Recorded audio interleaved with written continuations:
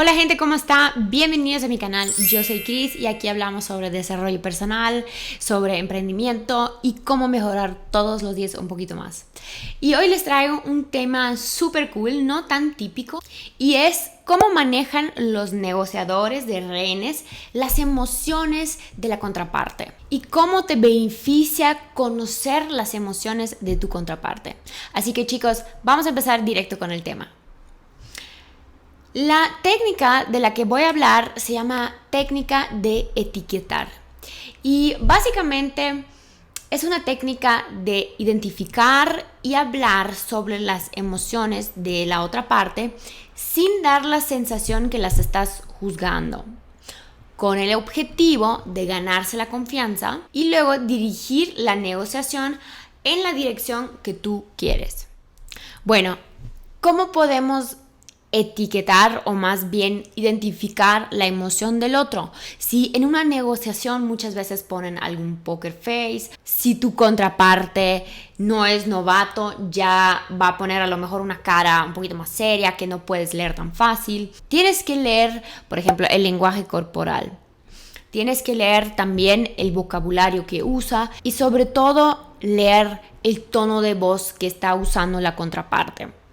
Por ejemplo, si el tono de voz es un poquito más alto o sube, a lo mejor tiene alguna incertidumbre, inseguridad, a lo mejor algo está pasando. En cambio, por ejemplo, si baja la voz, sí transmite un poquito más seguridad.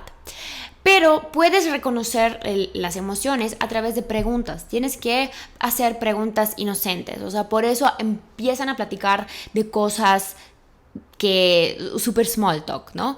Que realmente no tiene nada que ver con la negociación, con la idea de tratar de entender cómo está la otra persona o más bien como a qué te estás enfrentando, ¿no? Aquí es súper importante cuando identificas una emoción, la tienes que decir en voz alta, ¿no? En un ratito vemos cómo decirla y por qué te sirve tanto decirlo. Pero es importante pues no sentir la emoción del otro, ¿no? No sentir como esa simpatía y sentir el dolor o la frustración de la otra persona, porque si sientes el dolor o la frustración o cualquier otra emoción de la otra parte, pues realmente ya impide esa emoción, porque esa emoción te impida ver las cosas claras, ¿no? Porque cuando nuestro cerebro está en un estado de estrés o un estado de, pues, negatividad, saca muchas hormonas que nos impiden ver las cosas claras. Entonces, tú tienes que tener la calma. En un ratito, como te dije, te voy a mostrar cómo puedes, pues, hablar de este tipo de temas. Es simplemente ser empático, tratar de entender la otra parte sin juzgarla. Y cuando puedes hacer eso, no juzgar y ser súper neutro, la otra parte va a sentir que te tiene confianza, ¿no? Y cuando uno tiene confianza, o más bien se siente entendido, es más probable que se abra a escuchar otras opciones. Antes, en las negociaciones de rehenes, no hacían eso.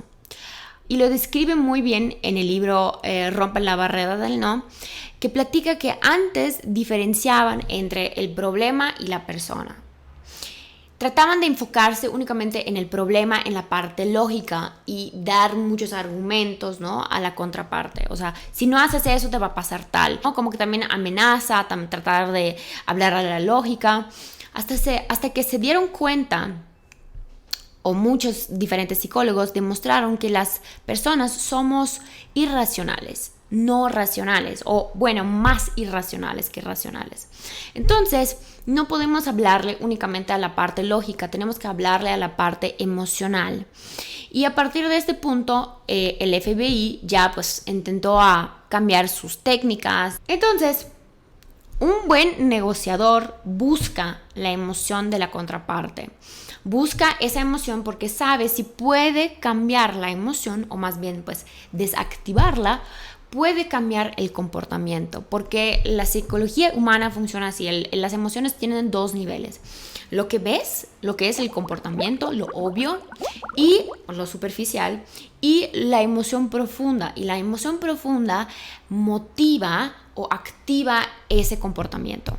Entonces, un buen negociador va a la profundidad, digamos. Por eso no lo ve como un obstáculo, sino como una herramienta para conseguir lo que realmente quiere. Si te está gustando ese video, por favor, déjame un like y no olvides suscribirte. Vamos a hablar paso por paso qué es lo que tienes que hacer. Bueno, primer punto es reconocer la emoción, ¿no? Eso está claro. Como ya les comenté, por el lenguaje corporal, la voz y el vocabulario que está usando. Y si la otra persona no te saca nada, pues empieza a preguntar cosas. Incluso en el FBI a esos 3 aspectos les llaman las palabras, la música y el baile. Te tienes que fijar en las 3 cosas. Para eso te quiero dar un ejemplo. Imagínate que estás en una cena familiar y está tu abuelo. Y el abuelo, no sé, está como que de mal humor, está diciendo malos chistes, como que todo está muy extraño, o sea, está de malas. Y eso es lo que ves, ¿no? Ese es el comportamiento que ves, que el abuelo está raro, como que todo el tiempo está diciendo cosas malas. Y aquí te tienes que preguntar realmente qué está atrás, o sea, qué está atrás de ese comportamiento. Y una vez que lo hayas identificado, decirlo en voz alta. Y ya vamos al segundo punto, cómo decirlo en voz alta, cómo nombrarlo. No puedes decir yo creo que, o qué te pasa, ¿no? O yo pienso. No empezar como tus observaciones o tus afirmaciones con la primera persona, yo creo, yo pienso. Porque cuando utilizamos la primera persona, el enfoque va más hacia nosotros, no hacia la otra persona. Entonces tenemos que empezar nuestras observaciones muy neutras. Tenemos que decir parece que, suena que, da la sensación de. Porque ¿qué tal si la otra persona dice, no, la verdad no me siento así?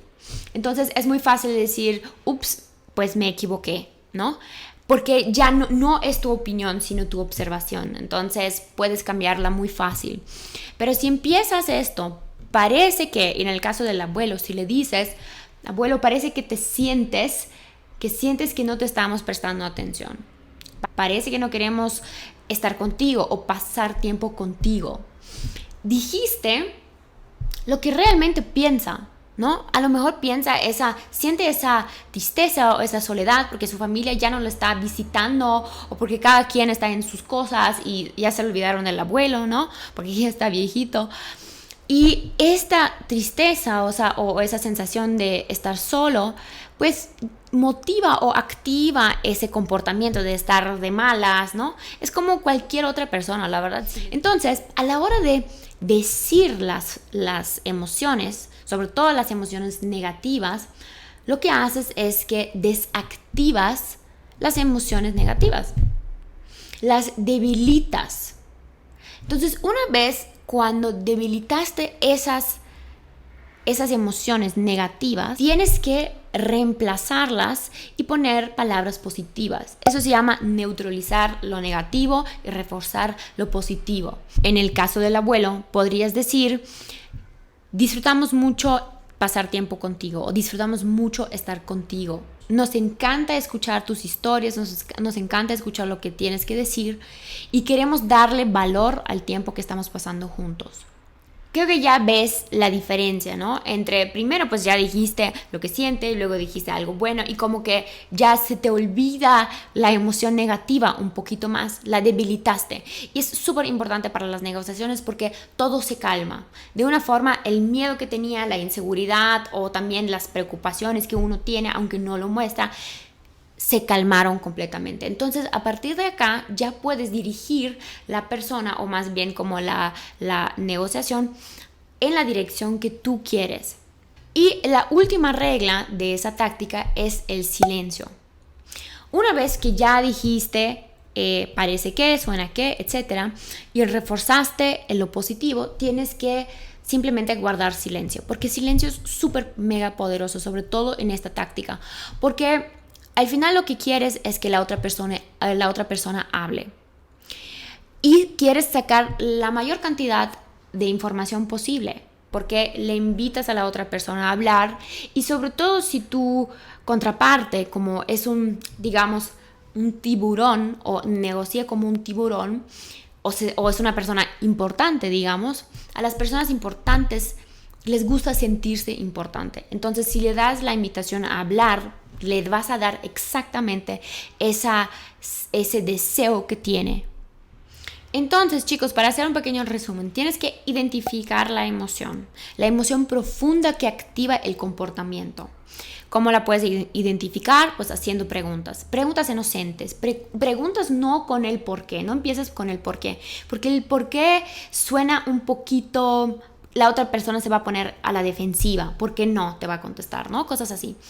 Usa el qué, usa el parece que, etcétera, ¿no? Entonces, identificar la emoción, luego decirla en voz alta, de forma neutral, neutralizar lo negativo y reforzar lo positivo para calmar la situación, abrir la mente de la otra parte para luego poder modificarla y poner tus condiciones sobre la mesa.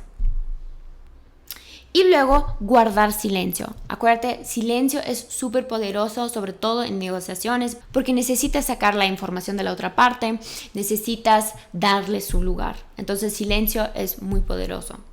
Y bueno, una vez que hayas llegado al punto que querías, ahí sí puedes empezar a negociar. Si quieres ver cómo puedes negociar después que hayas hecho todas esas cosas, aquí te dejo un link para el siguiente video. Te explico un poquito cuál es la mejor forma de negociar y sobre todo cómo lo hacen los negociadores de rehenes.